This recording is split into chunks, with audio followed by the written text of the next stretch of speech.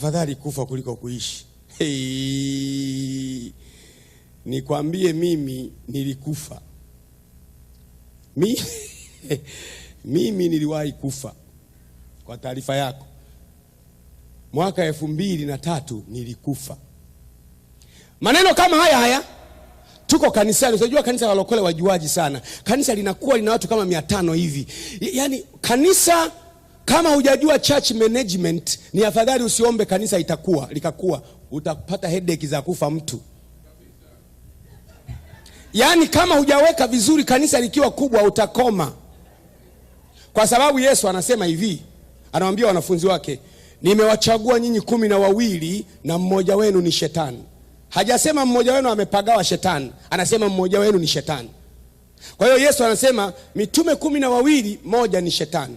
Mitume 24, 2 mashetani. 36 mashetani 3. 48 mashetani 4. Unaendelea 60 mashetani 5. Kama una watu 5000 mashetani mengi hivi ndani ya kanisa yani. Sasa na hiyo watu 12 shetani moja ni kwa viwango vya Yesu. Kwa viwango vyetu naweza kuwa nusu. 12 wanafunzi 6 mashetani. Yako yanaangalia tu sadaka leo ni shilingi ngapi.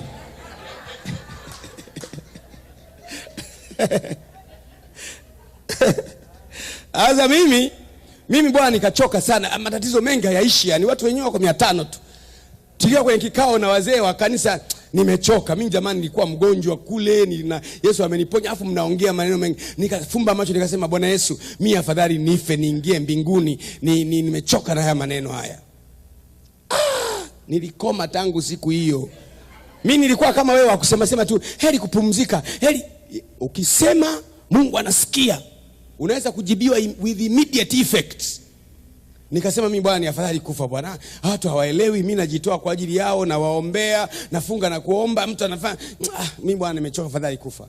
Nimetoka naendesha pickup. Kutoka pale Ubungo na teremka kwenye mataa pale ya TANESCO pale. Ndani kuna daktari mmoja na kuna sekretari wangu alikuwa anaitwa Salome. Naendesha. Nimefika pale nawaza sana, bwana afadhali kufa bwana. Mambo nimefika kwenye taa pale, trafiki pale ni nyekundu, nasubiri ziwe za kijani niondoke. Nimekaa kwenye ndani hivi, nikashangaa mimi huyu naanza kutoka ndani ya mwili. Nikatoka nusu, yani unavojiona wewe hivi kuna wewe ndani yako. Yani huyu sio wewe. Ndani yako yuko ndio wewe, lakini anafanana sana na wewe. Kama unavoona chupa ya maji ukiiwekea maji huwa yanafuata umbo la chupa, ndivyo mtu wako wa ndani anaofuata umbo la ndani yako ulivyo. Ndani yako yuko wewe. Ndio maana unasema hivi, kichwa changu kinauma. Kwani wewe ni nani paka kichwa chako kiume? Wewe sio kichwa. Moyo wangu unaniuma. Moyo wako wewe, lakini wewe ni nani? Unasema elimu yangu nilipata kwa shida. Elimu yako, kwani wewe ni nani? Unasema nafsi yangu inaniuma sana. Nafsi yako, hivi wewe nani? Mtu sio moyo, mtu sio akili. Mtu ni roho, inakaa ndani ya nyumba, na nyumba inaitwa mwili. Mtu anaweza kuwa nje ya mwili, watu wanasema amefariki. Akirudi ndani ya mwili, wamesema amefufuka. Sasa nikajiona natoka ndani kwenye steering, natoka ndani ya mwili, nimetoka nusu. Nikapiga kelele kwa Yesu. Nikarudi tip. Nikasema anataka kufa. Lakini wale dokta yuko hapa, sekretari yangu yuko nyuma, hawajui kilichotokea. Wananiona napumua tu. Mimi nikaanza kuomba, Bwana Yesu, ninafuta yale maneno niliyosema pale kanisani. Sitaki kufa kwa jina la Yesu. Nafuta niliposema tu hivyo nafuta, nikachomoka moja kwa moja. Nikajikuta niko nje. Yaani nimesimama hapa nje ya barabara, alafu kuna mtu akanishika mkono. Akaniambia twende zetu. Mzuri, mweupe, anafanana na mimi yani. Mimi ni mfupi kama yeye alivyo ndivyo nilivyo mimi. Na mimi ni mweupe. Nikamuuliza, na hapo kwenye gari nani yule aliyelala kwenye steering? Akaniambia hiyo ni nyumba yako. Mbona mimi niko hapa? Akasema hiyo ndio nyumba, ndio watu wako hivyo sasa. yani na akili yangu ninayo na ufahamu wangu ninayo, yani niko kama ni hivyo hivi, yani na akili yangu. Nikamwambia jamaa, bwana kumbuka sasa hiyo jamaa nilipotoka ndani ya mwili, ili mwili limelala kwenye steering namna hii, halafu ikaonyesha green ya kwenda. Dokta huyu sasa anasema twende, nimelala. Dokta akafungua mlango huku, akabeba huo mwili akaweka pembeni. Mimi nawaangalia tu, yani nashangaa kweli, anabeba nini? Halafu ni nani huyu anafanana kama mimi, yani kama mimi kabisa, ni nani huyo? Akabeba dokta, akalaza kiti chake, akaanza kushindilia kwenye kifua. Anashindilia kwenye kifua, anashindilia, anapuliza sui, anashindilia. Halafu namsikia anasema, anamwambia sekretari wangu, amekufa. Mimi nashangaa kweli, amekufa nani? Namuuliza huyu bwana niliye naye, anasema amekufa nani? Huyu bwana anacheka tu, anasema ndio wanasemaga hivyo. Akaniambia kifo si kitu isipokuwa ni utengano. Roho na mwili ukitengana, wanasema wanatumia jina umekufa. Mimi nashangaa kweli. Halafu huyu daktari akasema tupeleke mochwari. Wakaendesha kutoka Ubungo, kuna petrol station pale, wanakwenda mochwari. Halafu sekretari yangu akasema, bwana tusipeleke mochwari bila mke wake, tumrudishe nyumbani kwa mke wake wakati yeye anakaa Msewe. Mimi nawaona wakageuza gari. Halafu sasa mimi niko kwenye ulimwengu wa rohoni, ni mtu kabisa, wanaendesha gari wakikimbia sana, mimi nikipiga hatua moja hivi niko nao. Yani ajabu kweli. Yani alafu mimi nikipiga hatua moja hivi niko nao yani hapa. Kwenye ulimwengu wa roho, mtu aliye Mwanza akinong'ona unamsikia. Kama wote mko kwenye ulimwengu wa roho. Yani kama wewe ni roho na yeye ni roho, mwenzako yuko Norway na wewe uko Rwanda, akisema hai, mnasema na wewe hai. Hakuna umbali. Ndio maana neno ni upanga wa roho, ambalo kilituma huwa linaweza kusafiri hata rohoni, linasafiri, linaponya mtu aliye mbali, kwa sababu ni upanga wa roho. Sasa wakapiga kona wao, wakaenda mpaka nyumbani. Nawaona hivi. Wafika pale nyumbani, nashangaa. Namuuliza huyu malaika, sasa wale wanahangaikia nini? Ananiambia ndio hivyo. Alikuwepo kijana mmoja mwinjisi anaitwa Joshua na mke wangu, wanashusha mwili kwenye gari. Na dokta na sekretari wangu wanaenda kuweka chumbani kwangu. Wanamwambia sasa mke wangu amekufa. Halafu huyu malaika akaniambia twende zetu. Halafu nilipotoka ndani ya mwili, najisikia sijawahi kuoa, sina mtoto, sina kitu, ni mimi tu. Ndio nikaelewa kumbe ndio maana mbinguni ni pazuri. Kwa sababu mbinguni pasingekuwa pazuri, kwamba kama ungejisikia umeoa, una mke, una watoto, halafu umeenda mbinguni, watoto wako jehanamu, ingekuuma, na mbinguni haina maana yoyote. Ukienda mbinguni haujisikii una mke, wala una mtoto, wala una baba. Unajisikia tu baba yako ni Mungu. Yani unajisikia kwamba uliwahi kuwa mbinguni zamani, ukatumwa kuja duniani, sasa umerudi sasa. Yani kabisa unajisikia niliwahi kuwa hapa jamani. Na unaanza kuwaona jamaa ambao unakumbuka mlikuaga wote. Bwana I see wewe ulikuja lini? Mimi ni kabisa, hakika kabisa. Ndio maana Mungu anaitwa Baba wa roho zetu. Huyo jamaa akaniambia twende, akanishika mkono, tukaanza kwenda tukaenda mpaka juu. Mimi naangalia, sio naota, naangalia na chini, naona kabisa chini majengo, petrol station hiyo, tunatoweka. Alafu nina raha ya ajabu, nasikia raha yani mbinguni kabisa bwana. I see nimefanikiwa, nimefanikiwa. Mbingu ikafunguka pale. Ilipofunguka nikakuta watu wengi wana mavazi meupe, wanaabudu. Hawa watu wanavyoabudu wako hivi yani, wakiabudu yani wanakwenda wote kwa pamoja, mtakatifu mtakatifu, holy is the Lord, holy is the Lord.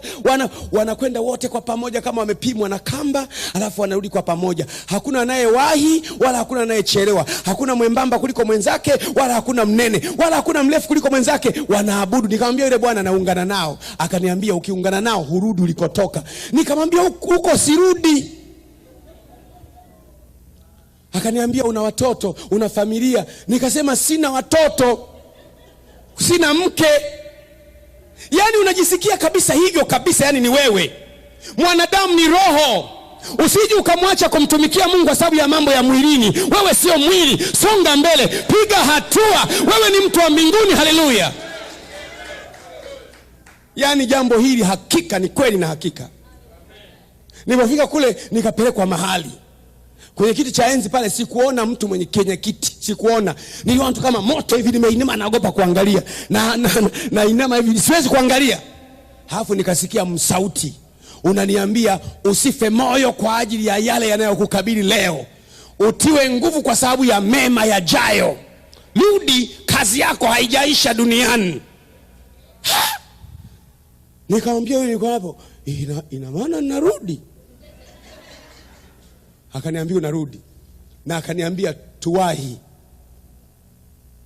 Mimi nikasema hapana. Anambia tuwahi.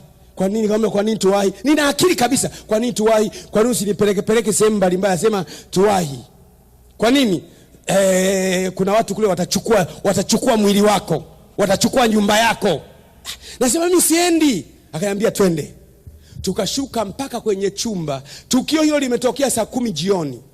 Mimi nimekuja kurudishwa kesho yake saa 4 asubuhi. Nikaja kwenye chumba changu, tukaingia na huyo malaika amenishika mkono. Halafu mwili wangu uko pale kitandani umelazwa pale. Mke wangu anaomba vibaya mno. Njoo kwa jina la Yesu, njoo kwa jina la Yesu, njoo kwa jina la Yesu. Namuuliza mke wangu anamuita nani? Aniambia anakuita wewe uingie kwenye mwili ule. Nikasema mimi siwezi kuingia. Yani hivi ni raha, yani niko kama wewe, yani siwezi kuingia kwenye mwili. Yani ukiwa nje ya mwili ni mtu kabisa. Nje ya mwili kuna kitu kinaitwa spiritual knowledge. Ile understanding ya Biblia ulionayo unakuwa nayo mpaka ukitoka nje ya mwili. Sasa mimi nimekataa kuingia. Sasa malaika akaniambia ingia. Namuuliza niingilie wapi? Maana najiona mimi ni mkubwa sana, alafu niingilie mdomoni padogo au puani. Yani mimi ni mkubwa, yani niko kama nilivyo, niingilie wapi? Siwezi kuingia. Lakini kama si ni Mungu akanifanyia utaalamu fulani, ujanja fulani. Sasa nikaanza kuwaza, hivi huu mwili ukoje? Nikasogea karibu ili kusudi ni investigate kidogo. Ni nini hiki? Nikagusa kwenye kidole. Nilipogusa tu nikawa kama nimevutwa na umeme. Nikaingia ndani. Nishaingia ndani. Kwa hiyo nikaingia ndani, halafu sijafumbua macho. Halafu anaomba njoo, nikafumba macho kwanza. Halafu nikaanza kufikiria, Mungu wangu, nimekuja tena. Nimekuja tena. Halafu nikafumbua macho, nimenuna vibaya mno. Nimewanunia wale. Nipofumbua macho, haleluya, haleluya, haleluya. Yani nimenuna, nimewakasirikia. Niambia sitaki kuwasemesha. Wananiambia kwa nini? Mbona mnaniita, mmeningangania, njoo. Nawaza mmenirudisha kwenye mambo kama haya. Unaona, na kuonyesha kwamba kuna mtu wa nje na kuna mtu wa ndani ambaye ndio wewe. Siku utakapokufa utashangaa kweli.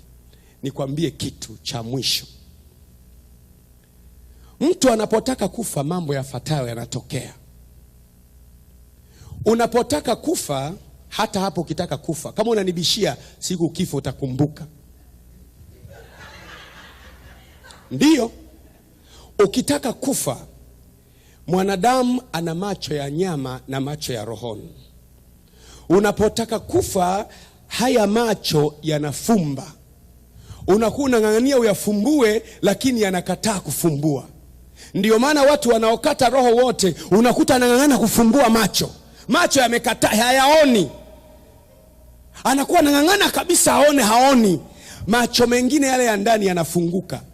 Yale ya nje yanafunga, haya ya ndani yanafunguka. Kama ulikuwa hujaokoka, macho ya ndani yakifunguka, unapaona kuzimu pale kabla hujafa.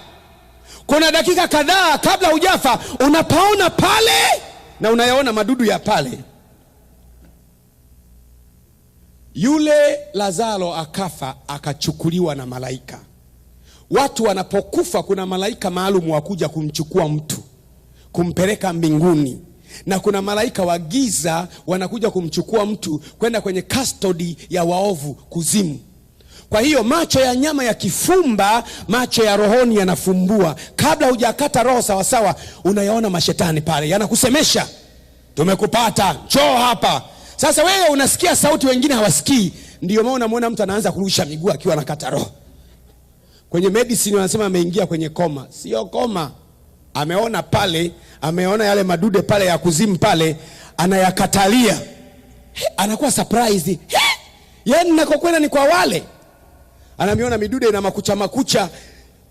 Midude mingine kichwa kama samaki, yani ya ajabu ajabu. Anaiona.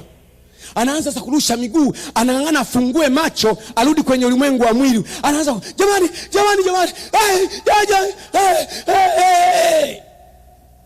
Waiko namna hiyo. Na mtu wa Mungu aliyeokoka, vile vile kama umeokoka, unaishi maisha matakatifu na mpenda Yesu, wewe ni mtu wa kuomba. Unapotaka kufa, macho ya nyama haya na wewe yanafumba hivyo hivyo. Unakuna ng'ang'ana ufungue macho, hayafungui, halafu macho ya rohoni yanafunguka. Unapaona pale paradiso pale. Unapaona peponi pale, unapaona pale mbinguni pale, unasikia kupumzika, yani unasikia raha, unasikia nyimbo, unasikia amani. Ndio unamkuta mtu ametulia tu namna hiyo, anasema akeshafariki. Ile raha ya pale, yani unatamani uende kule, unasikia nyimbo, unaona malaika watakatifu wanakuja kukuchukua. Ndio maana mtu aliyeokoka vizuri utamwona tu kama amelalala tu kidogo, alafu baadaye hayupo. Hii ni hakika kabisa. Na watu wengine wanafikiri kwamba jehanamu au motoni au kuzimu ni fantasy. Hakuna.